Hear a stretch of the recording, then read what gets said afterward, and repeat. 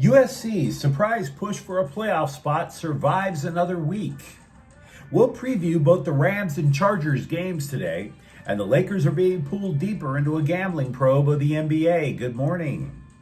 I'm James, and this is your daily dose of sports and snark for the greatest sports city in the world, Los Angeles. This is the Faithful Angelenos Morning Report. So it is November 16th, 2025. I have moved up in terms of accommodations. Yes, no more drug dealing or prostitution in the hallways. I couldn't be happier. So before I head to the next cynical cash grab, let's take a moment to recognize it's Sunday, the Lord's Day. If you believe as I do, take a moment, thank Him for the blessings in life, like LA sports. And if you like being in the know about LA, click the like button. Click the subscribe button. There's a notification bell. Hit that. It'll let you know when we drop an update. Sharing is caring. Let people know we exist. And by all means, comment. Now, we have an expanded look at the scoreboard during football season, starting with 17th ranked USC 26, 21st ranked Iowa 21. Not dominant, but the Trojans rallied in a trap game. They rallied in lousy weather. Not dominant, but gritty and resourceful. And because USC has been showing out like that consistently, because they're 8-2, and many people thought that their max would be just 7 wins, maybe we should take this potential college football playoff run a little more seriously. At least for a week. I recognize that the Trojans' next opponent is Oregon, and a win up in Eugene, well, that's a tall order, but it would put them in a damn good spot for a playoff berth, because I do believe the Ducks will have every reason to be the favorite, but let's face facts. The Ducks didn't exactly slap Iowa silly either. The Hawkeyes, just like Oregon, put the fear of God into the men of Troy. They led by 2 touchdowns late in the first half. But D'Anton Lynn's defense slapped itself awake. I mean, allowing 21 points to Iowa in the first half, what in the Cardinal and Gold hell was that about? But again, they shut out Iowa from then on. Meanwhile, the offense scored on 5 consecutive possessions. This is like we forecast yesterday, by the way. You know who was the difference maker? Makai Lemon. Look, I figured yesterday going into the game, it was going to be a rainstorm, obviously. The Hawkeyes would still have to respect the fact that Jacoby Lane is a deep threat. And that opens up the field just enough for a route runner like Lemon to thrive. 10 catches, 153 yards, and a touchdown. Yeah, I guess he thrived. Jaden Mayava passed for 253 yards overall. Now, I admit I thought King Miller would be another difference maker. I was wrong. I chose the wrong running back. Brian Jackson scored 2 touchdowns. Miller had a strong game. He just didn't get to the end zone. USC had multiple ways to win yesterday, even when things were up against them. And that's exactly what happened. Now, I don't know if that kind of defensive effort is going to do the trick against Oregon. But yeah, the playoff run survives for another week. Maybe, just maybe, Lincoln Riley is onto something. Top-ranked Ohio State drubbed UCLA 48-10. Hey, everybody, there was an I Am Aliva sighting in Columbus last night. It was Madden, Nico's younger brother. And yeah, when the third string quarterback makes his college debut, that pretty much signals how the Bruins' night went. Luke Duncan did throw an 18-yard touchdown pass to Quasi Miller. Duncan was playing instead of Nico because the dude was out with a concussion. So, like we said yesterday, no chance in hell that they were going to unseat the top-ranked team in the country. I don't want to go deeper into this game because what's the point? Anything I say, frankly, would just be sounding like I'm trying to troll Bruins fans, and that's not the intent of this show. Lakers 119, Milwaukee 95. Luka Doncic scored 41. Side note, give respect to Giannis Antetokounmpo. Rookie Adu Thero scored his first career points.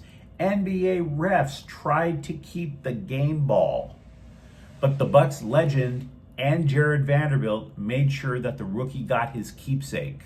So, nice gesture.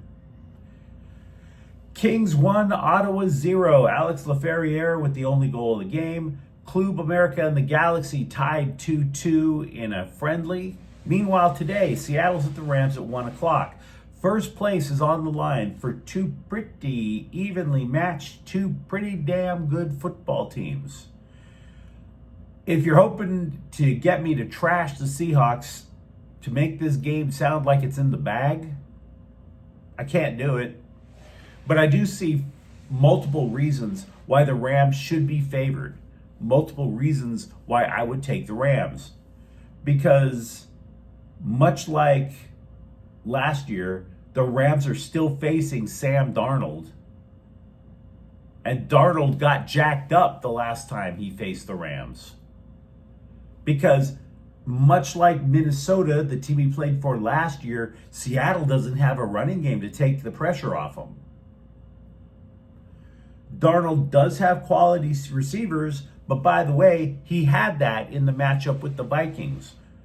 What happened was the Rams basically overwhelmed that team's front, kept planting Darnold in the turf. Now, I would also add that Seattle's top center is out, which means a backup has to call the blocking schemes against a pretty damn solid pass rush. I do believe that the Rams front gets to him today. Or at least I don't anticipate Sam Darnold outplaying Matthew Stafford. I don't. Now, as for the Rams, I think plan A on offense is to try to force Seattle to blitz, or at least get players out of position with play action passing. We've been talking a lot in recent weeks about how this new 13 personnel scheme enables Stafford to find holes against the blitz. But the reason I'm saying you have to force Seattle to blitz is because the Seahawks don't blitz. They only blitz. I was going through the numbers. I don't even know how people judge these things. Seattle only blitzes about 20% of the time, which means if you don't blitz and get to the quarterback, you have a pretty strong defense. Now, how do the Rams counter that? We mentioned play action a moment ago. But what if the Rams don't go with 13 personnel as much today, right? It's not like 13 personnel has been something they've been playing for years. They didn't even run 13 personnel, 3 tight ends, for much of this year. They stuck with 11 personnel. Why not go back? It's just a formation, guys. Besides, Devontae Adams will play today alongside Puka Nacua. And Nacua has always been a cheat code against Seattle. Why? Well, if the Seahawks don't blitz, that means it takes more time to run a route to get open. That's Nacua's specialty. And I would also add this. Seattle's leading tackler is a former Ram, Ernest Jones. You might remember him, linebacker. He's probably not playing today due to injury. So I think the Rams should be able to run the ball and do certain things to get Seattle to change its defensive alignment. When I forecast a USC victory yesterday, it was because the Trojans had multiple paths to victory, and I see the same for the Rams today. The Chargers are at Jacksonville at 10 a.m. Look, I am absolutely aware of what happened the last time the Bolts played in Jacksonville, and I don't care. I really don't care. The press has been hyping this up all week, and you're trying to get me to say that memories of Brandon Staley are going to have an impact today. The hell it will. You really think the Bolts give a damn about a football game from 3 years ago? There's only 7 starters still on the Charger roster. since that fateful playoff game when they blew a 27-0 lead in the playoffs. So you really think, scribes, you really think, NFL beat writers, that memory is going to freak everybody out? Oh my God, I'm so triggered. Coach Harbaugh, hold me. That's what they're making it sound like. Now, having said that, I still kind of like Jacksonville in this game, but for completely different reasons. One, it's a cross-country road trip. That really does mess with football teams. The Chargers, they've made East Coast trips before. They struggled hardcore in Miami. The Dolphins are awful. They struggled hardcore in Tennessee. That's the worst team in football. The Jags aren't that amazing, but they are a better team. They're 3-1 this year in their own stadium. Secondly, the Bolts are on a 3-game winning streak, which means, they're due for a drop-off. There's an axiom in the NFL. Every 4 weeks, your team will struggle. You don't know why, but unless they're elites, they're going to struggle. They're due to lay an egg. And by the way, the Bolts' 3-game winning streak are against teams that are a little bit sketch. So, if you're telling me, James, I think you're guessing, that's fair. It's totally fair. The Chargers do have things in their favor. Jacksonville's pass rush is pretty damn weak. The Chargers' pass rush is a strength in the team. But this has trap game written all over it.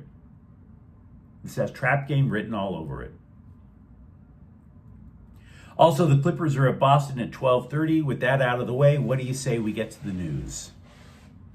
The federal sports gambling probe is spreading like a virus I can't name. Can't tell you if it's black plague, bubonic plague, COVID, or even gonorrhea. Within days of the first arrests involving Portland coach Chauncey Billups, Miami guard Terry Rozier, and a former player coach in Damon Jones, Clippers coach Ty Lue was linked. Not accused of anything, didn't have to go to court, but linked. Lue allegedly attended a rigged poker game. Clippers got enough problems without me falsely accusing their coach of anything. But look, The Athletic reports that the Lakers are one of many NBA teams who were asked to turn over their cell phones to federal investigators. That's kind of nerve-wracking.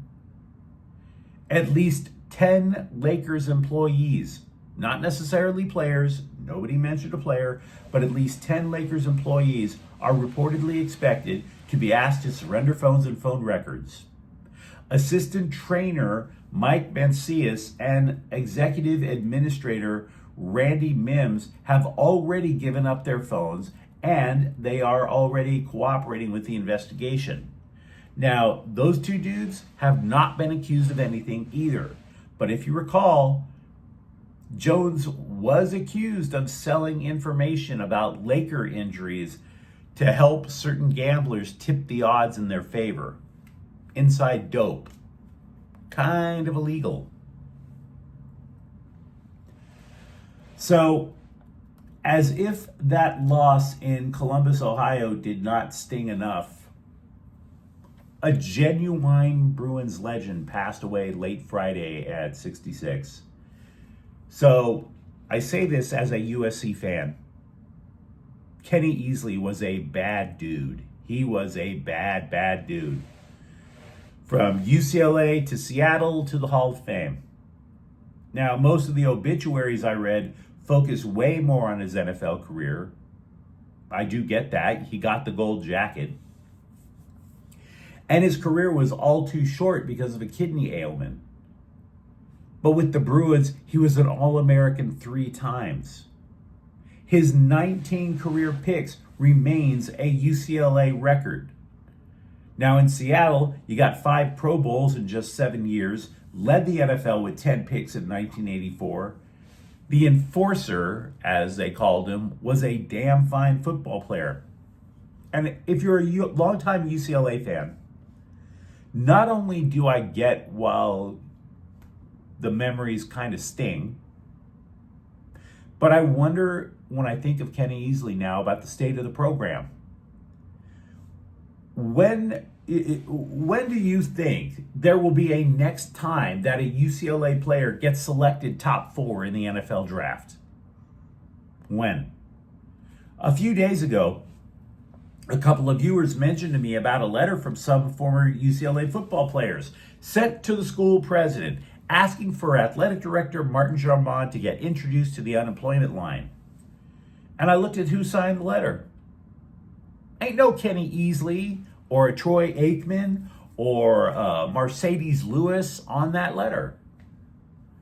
I bring this up because the UCLA football players who have that level of influence, you know, you look over across town, USC's got a ton of people. If people like, I don't know, Ronnie Lott, Carson Palmer, Marcus Allen were trying to get Lincoln Riley fired, that would actually carry weight.